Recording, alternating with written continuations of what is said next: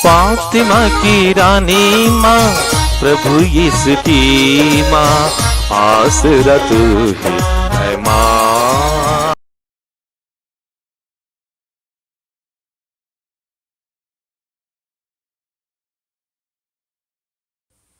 जय यीशु क्रिस्त में प्रिय भाई और बहनों, पिछले 6 महीनों से हम लोग फातिमा माता सुसमाचार केंद्र से यूट्यूब चैनल में मिसा बलिदान के पाठ और उन पर आधारित उपदेश नहीं दे सके। अब हम लोग फिर से यह कार्यक्रम शुरू करना चाहते हैं। कृपया आप लोग सहयोग दें। आज हम लोग सब मरे हुए विश्वासियों को याद करते हैं। पवित्र गलीसिया 2 नवंबर को अपने पूर्वजों को याद करती है। हम अपने पूर्वजों की आत्माओं के लिए प्रार्थना करते हैं। 1 नवंबर को हम लोगों ने सब संतों के बारे में मनन किया है, उनका पर्व मनाया है। आज हम लोग मानते हैं कि हमारे पूर्वजों लोगों के लिए हमें प्रार्थना करनी है। प्रभु यीशु ने हमें सिखाया है कि धर्मी आनंद जीवन में प्रवेश करेंगे, विधर्मी आनंद दंड भोगने जाएंगे। बाइबल पंडितों के अनुसार संत लूकस के सुसमाचार अध्याय 12 में प्रभु यीशु ने इसी तरह सिखाया, स्वर्ग के बारे में, नरक के बारे में और शोधकाग्नि के बारे में। संत लूकस के सुसमाचार अध्याय 12 और संख्याएं 42 से हम लोग इस प्रकार पढ़ते हैं। प्रभु ने कहा, कौन ऐसा ईमानदार और बुद्धिमान कारिंदा है जिसे उसका स्वामी अपने नौकर चाकरों पर नियुक्त करेगा ताकि वह समय पर उन्हें रसद बांटा करे। धन्य है वह सेवक जिसका स्वामी आने पर उसे ऐसा करता हुआ पाएगा। मैं तुमसे यह कहता हूँ, वह उसे अपनी सारी संपत्ति पर नियुक्त करेगा। यह स्वर्ग के बारे में है। जो ईमानदार है, यीशु की इच्छा और नियम के अनुसार जीवन बिताते हैं, वे सब स्वर्ग में अनंत जीवन प्राप्त करेंगे। वे युग युगों तक सदा सर्वदा प्रभु के साथ राज्य करेंगे। प्रकाशना ग्रंथ के अंत में अध्याय 22 में हम लोग इस प्रकार पढ़ते हैं, ये युग युगों तक राज्य करेंगे। अध्याय 22 पद संख्या 5 में हम लोग इस प्रकार पढ़ते हैं, वहाँ फिर कभी रात नहीं होगी।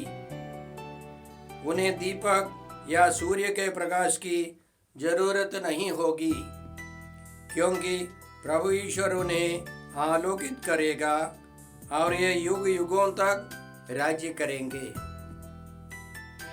तो हम लोगों को आनंद जीवन के लिए जीवन बिताना है। उसके लिए प्रतिदिन हमें अपना कर्तव्य पूरा करना है। आगे यीशु नरक के बारे में समझाते हैं। अध्याय 12 संत लूकस का सुसमाचार अध्याय 12 पद संख्याएं 45 से। परंतु यदि वह सेवक अपने मन में कहे, मेरा स्वामी आने में देर करता है, और वह दास दासियों को पीटने, खाने पीने और नशेबाजी करने लगे, तो उस सेवक का स्वामी ऐसे दिन आएगा जब वह उसकी प्रतीक्षा नहीं कर रहा होगा, और ऐसी घड़ी जिसे वह जान नहीं पाएगा। तब स्वामी उसे कोड़े लगवाएगा और विश्वासघातियों का दंड देगा। संत मत्ती के सुसमाचार अध्याय 25 में यीशु इसी तरह समझाते हैं। और संज्ञा 46 में धर्मी अनंत जीवन में प्रवेश करेंगे। उनका कहना है, विधर्मी आनंद दंड भोगने जाएंगे। कई लोग समझाते हैं कि नरक नहीं है, वह यीशु की शिक्षा नहीं है, बाइबल की शिक्षा नहीं है, कैथोलिक चर्च की शिक्षा नहीं है। हमें आनंद जीवन के लिए जीवन बिताना है। आगे यीशु समझाते हैं शोधगाग्नि के बारे में। अध्याय 12 संत लूकास का सुसमाचार अध्याय 12 और संख्या 47 से। अपने स्वामी की इच्छा जानकर भी जिस सेवक ने कुछ तैयार नहीं किया और न उसकी इच्छा के अनुसार काम किया, वह बहुत मार खाएगा। जिसने अनजाने ही मार खाने का काम किया, वह थोड़ी मार खाएगा। जिसे बहुत दिया गया है उससे बहुत मांगा जाएगा, और जिसे बहुत सौंपा गया है उससे अधिक मांगा जाएगा। तो कलीसिया हमको सिखाती है जो स्वर्ग के लायक है, लेकिन उनका हृदय पूर्ण रूप से निर्मल नहीं है, उनको शोधगाग्नि में शुद्धिकरण की प्रक्रिया से गुजरना होगा। प्रभु यीशु ने संत मत्ती के सुसमाचार अध्याय 5 में और संख्या 8 में बताया, धन्य है वे जिनका हृदय निर्मल है, वे ईश्वर के दर्शन करेंगे। जो पूर्ण रूप से पवित्र है, वे स्वर्ग में विराजमान होकर ईश्वर के दर्शन करेंगे। जिनका हृदय पूर्ण रूप से पवित्र नहीं है, उनको शोधगाग्नि से शुद्धिकरण की प्रक्रिया से गुजरनी है, तब वे स्वर्ग में जाकर ईश्वर के दर्शन करेंगे। इसके लिए हमें प्रार्थना करनी है। कलीसिया हमको सिखाती है कि हम अपने पूर्वजों की पवित्रता के लिए प्रार्थना करें, त्याग तपस्या करें, उनके लिए प्रायश्चित करें, उनके लिए दान दक्षिणा करें और पूर्ण दंडमोचन के लिए प्रार्थना करें। हम लोग मक्काबियों के दूसरे ग्रंथ अध्याय 12 में और संख्या 45-46 में इस प्रकार पढ़ते हैं कि एक युद्ध में 3000 लोग सैनिक लोग मारे गए और यूदा उनके नेता ने इस प्रकार कार्य किया।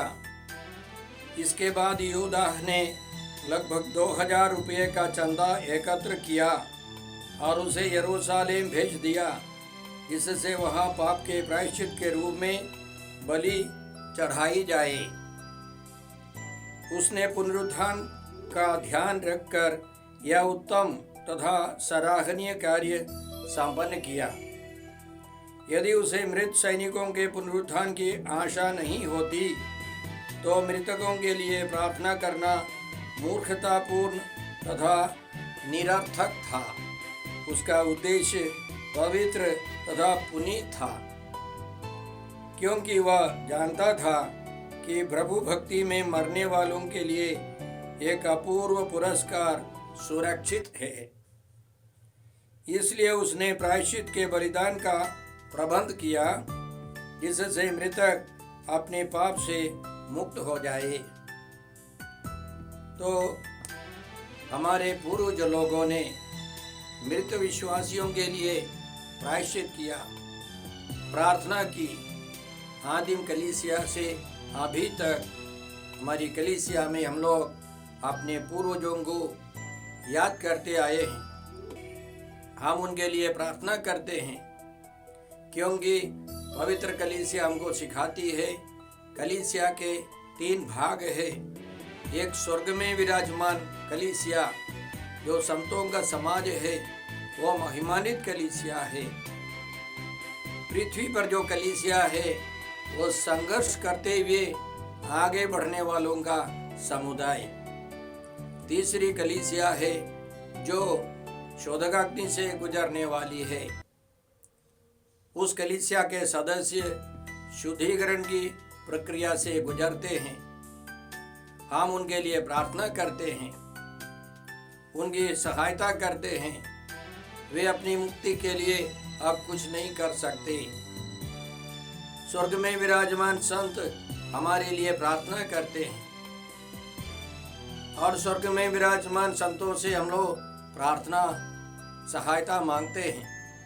उसी तरह हम लोग जो शोधक अग्नि से शुद्धिकरण की प्रक्रिया में हैं, उनके लिए प्रार्थना करते हैं, उनके लिए त्याग तपस्या करते हैं। पवित्र कलीसिया हमको सिखाती है कि 1 नवंबर से 8 नवंबर तक जो व्यक्ति पश्चाताप कर, पाप स्वीकार कर, योग्य रीति से परम प्रसाद ग्रहण कर कब्रिस्तान में जाकर अपने मृत विश्वासियों के लिए, पूर्वजों के लिए प्रार्थना करेंगे, उनको पूर्ण दंडमोचन मिलता है। और इस पूरे नवंबर में इसी तरह प्रार्थना करने से भागिक दंडमोचन मिलता है। हम इसका सदुपयोग करें, हमारे पूर्वजों के लिए प्रार्थना करें। प्रभु हमको 100 गुनी आशीष देंगे। वे स्वर्ग में विराजमान होकर हमारे लिए प्रार्थना करेंगे। तो भाई और बहनों, हमें अपने पूर्वजों के लिए प्रार्थना करनी है।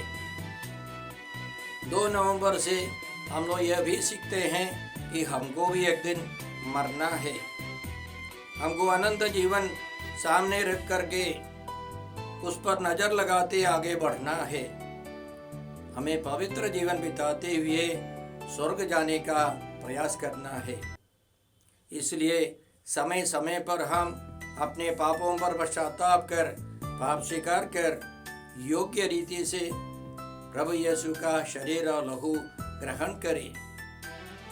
कलीसिया यह भी सिखाती है कि यदि हम लोग प्रतिदिन आधा घंटा प्रभु का वचन पढ़ेंगे तो हमको पूर्ण दंडमोचन मिलता है।